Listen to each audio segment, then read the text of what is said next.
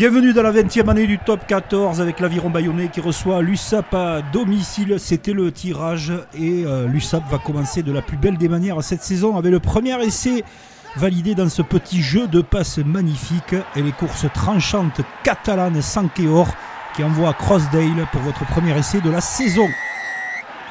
Bayonne va réagir avec ses avants, notamment une belle séquence et une interception de Crossdale pour le premier carton jaune du premier marqueur du top 14 et la supériorité numérique des Bayonnais va faire la différence et surtout la combinaison entre User Kassim, Camillo Lopez et Makala remettent en selle les Bayonnais qui vont continuer leur travail de sape. C'est un peu similaire à la première action mais beaucoup de fixation. User Kassim toujours précieux dans ses choix. Le ballon préparé. On va envoyer du tonnage pour faire mal à l'USAP et le renversement et le coup d'œil du Magic Lopez. Camille Lopez qui fait recoller Bayonne avant un 18-19 irrespirable match à suspense. Un chassé croisé impressionnant et Joris Segol, le transfuge de Paris qui donne la victoire à Bayonne. Que de regrets pour Perpignan. Point de bonus défensif pour les Catalans. Première à domicile pour les ciels et blancs de l'Aviron Bayonnais.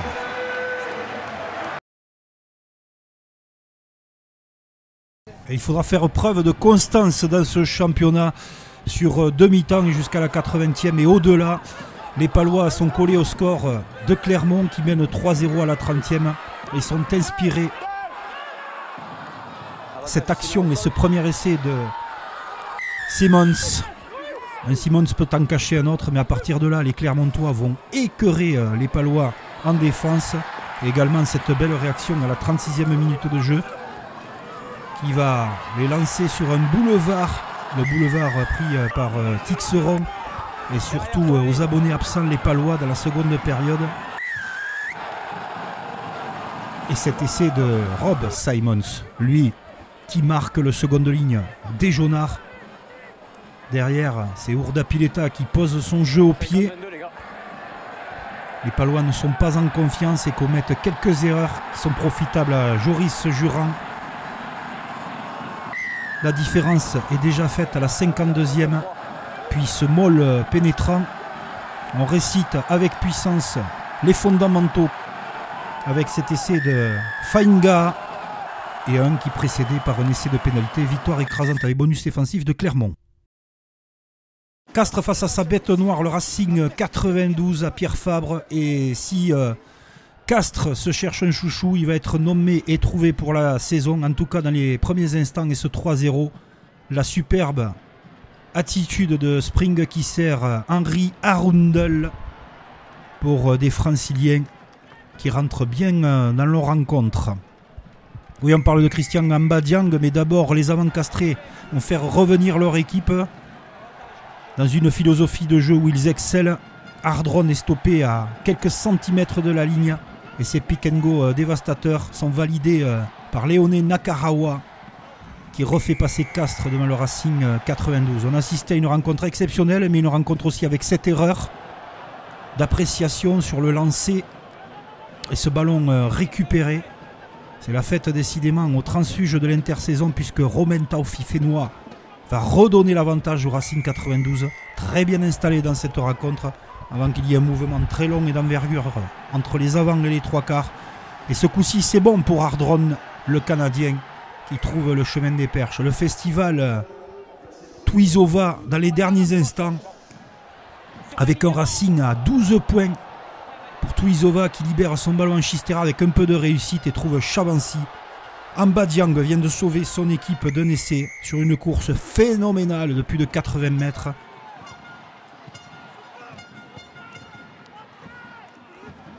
Mais le Racing continue, ils sont en supériorité numérique et cet essai de Bodon va donner la victoire avant que le chouchou et l'exceptionnel Christian Mbadiang, arrivé de Nevers, ne soit lâché sur les extérieurs et donne une victoire incroyable à Castres dans les dernières secondes. Ça commence très très fort ce top 14.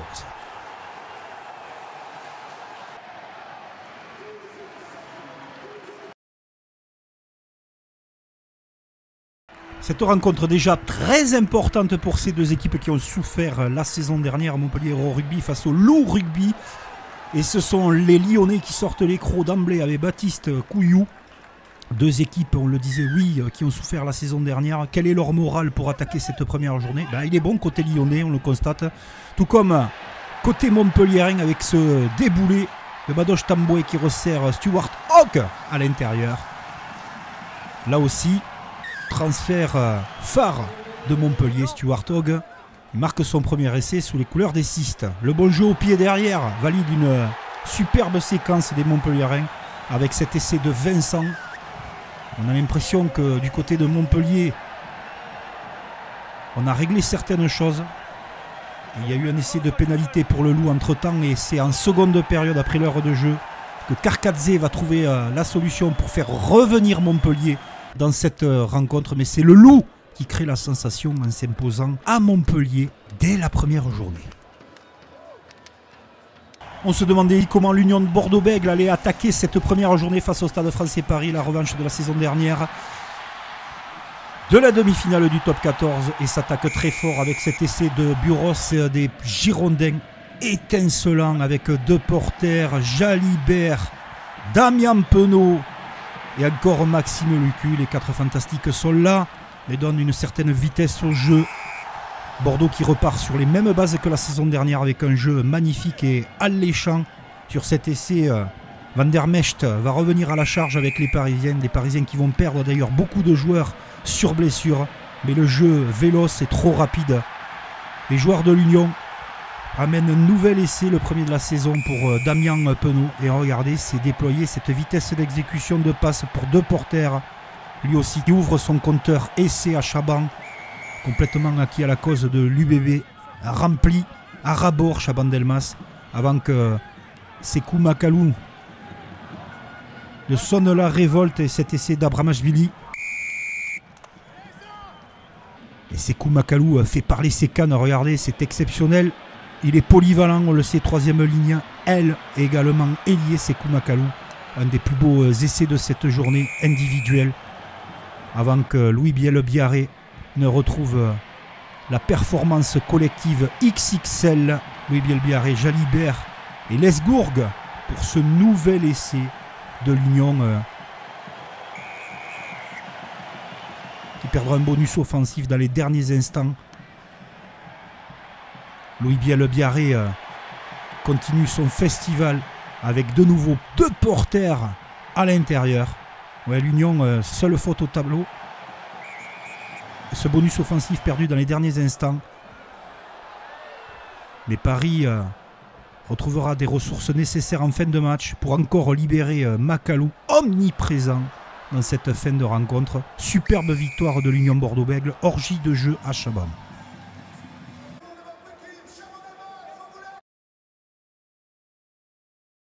La Rochelle recevait le RCT Toulon en déplacement chez les Maritimes. Et on va voir des Rochelais mené 3-0 à la 18e, mais surtout la puissance de Carbarlo qui a vu le trou de souris qui va marquer cet essai. Ils font les choses comme il faut, les Rochelais, mais vont tomber sur un os. Les Toulonnais exploitent merveilleusement bien en seconde période cette munition et surtout ce très bel essai marqué par les Varois, par l'intermédiaire de Dréan, très en vue, avant que Delon Letts remette les idées à l'endroit de tout le monde. La Rochelle a un petit peu toussé au niveau du score, mais va l'emporter d'une courte manche sur le score de 19-15. Avec ce plongeon par-dessus de Colombe.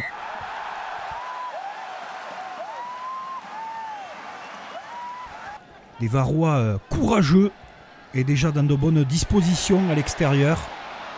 Regardez encore ses pattes, cette vitesse avec un Pierre Mignoni qui harangue son trois quarts pour aller jusqu'au bout de cette action avec Danglo qui marque cet essai. Bonus défensif ultra mérité pour les Toulonnais. Belle victoire de La Rochelle.